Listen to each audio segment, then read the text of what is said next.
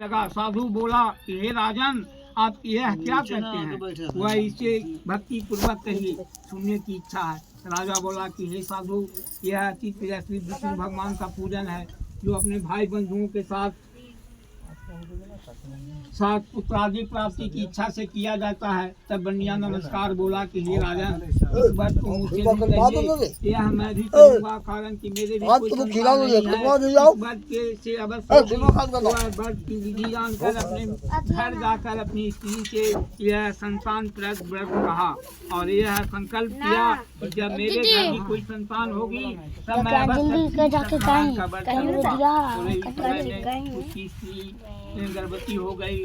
उसने 10वें मास में अति निर्मल एक कन्या को जन्म दिया। जैसे शुक्ल पक्ष में चंद्रमा की ज्योति बढ़ती है, उसी तरह प्रतिदिन कन्या अपनी के साथ बनिया ने कन्या का जातगत संस्कार कर कलावती नाम रखा। लीलावती अपने स्वामी से मधुर वचन बोले कि पहले का संकल्प आप क्यों नहीं करते हैं? साधु बोला कि हे इसके विवाह के समय इस व्रत को मैं अवश्य करूँगा। इस प्रकार स्त्री को समझा बुझाकर बाहर चला गया। इधर कलावती पिता के घर मित्र बढ़ने लगी। एक दिन धर्मक साधु बनिया ने सखियों के साथ खेलते हुए लड़की को विवाह योग देख करके दूतों को कहा, विवाह के निर्मित कन्या के लिए जोग वर खोज कर ले आओ। साधु की आज्ञा पाकर दूत संचल नगर में गए। उसी नगर से एक बनी पुत्र को लेकर साधु के पास आए। उसने सुंदर गुण युक्त लड़के को देखा। जाति भाई बंधुओं के साथ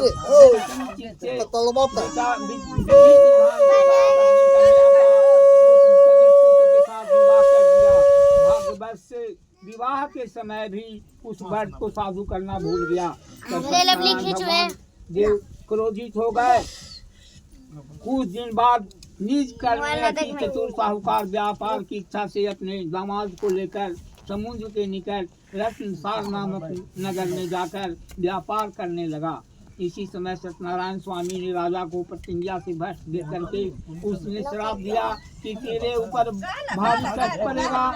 उसी दिन राजा के अपने पीछे देखते हुए साधु की दिशा को चले। दौड़ते हुए राजा के दूतों की आशा देख करके डर कर धन को यहाँ ही रखकर आप छिप गए।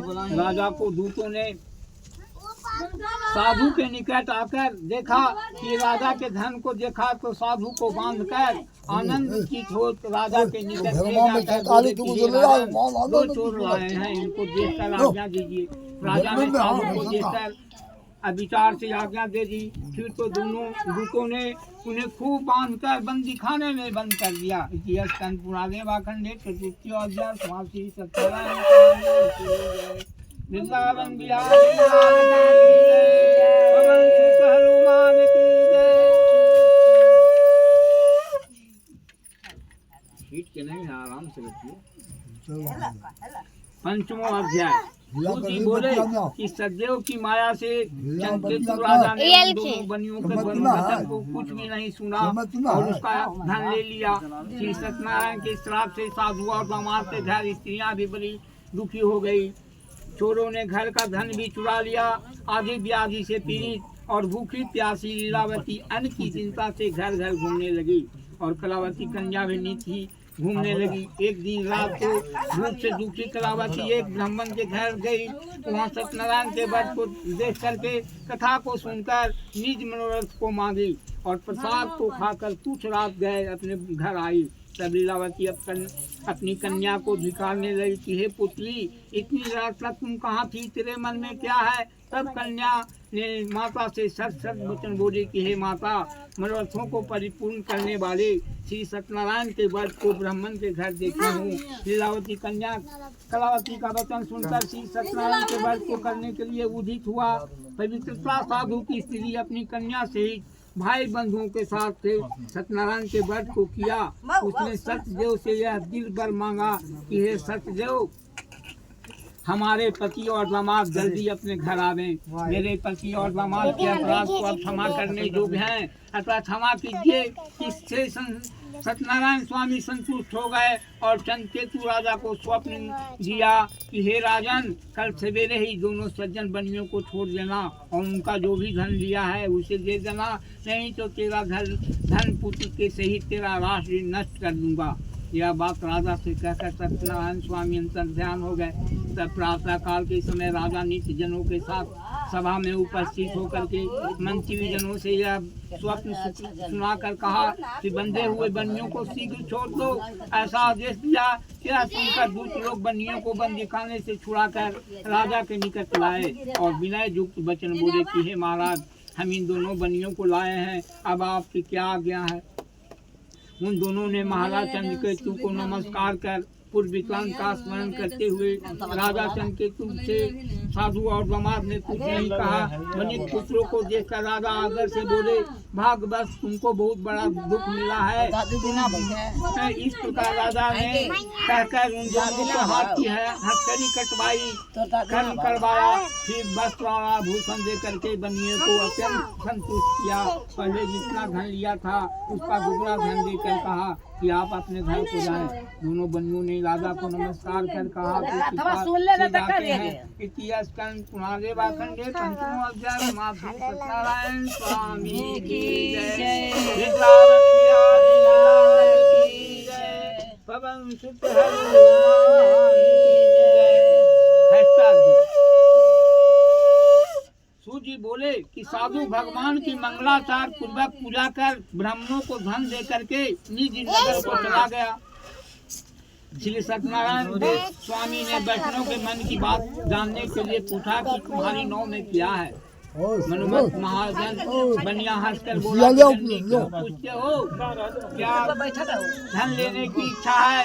मेरे नाम में तो केवल लपादिक है। तब दंडी ऐसे वचनों को सुनकर बोले कि तेरा वचन सत्य होगा। ऐसा कहकर आप समुद्र के निकट जाकर बैठ गए। दंडी के चले जाने पर नित्य क्रिया कर नाव को ऊपर उठा देखकर साधु को आश्चर्य हुआ।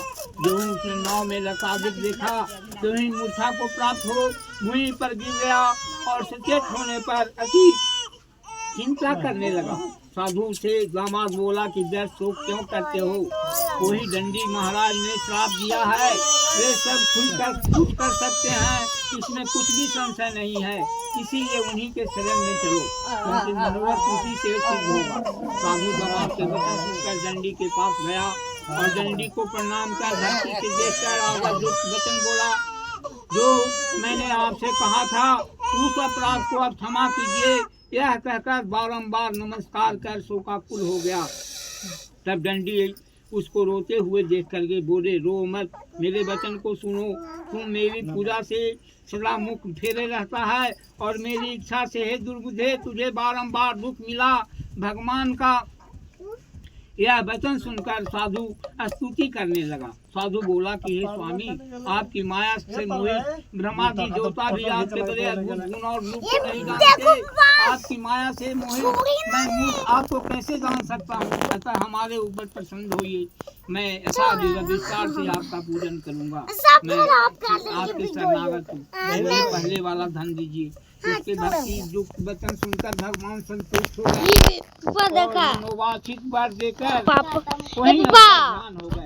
साधु को धन से परिपूर्ण देख करके चढ़ गया।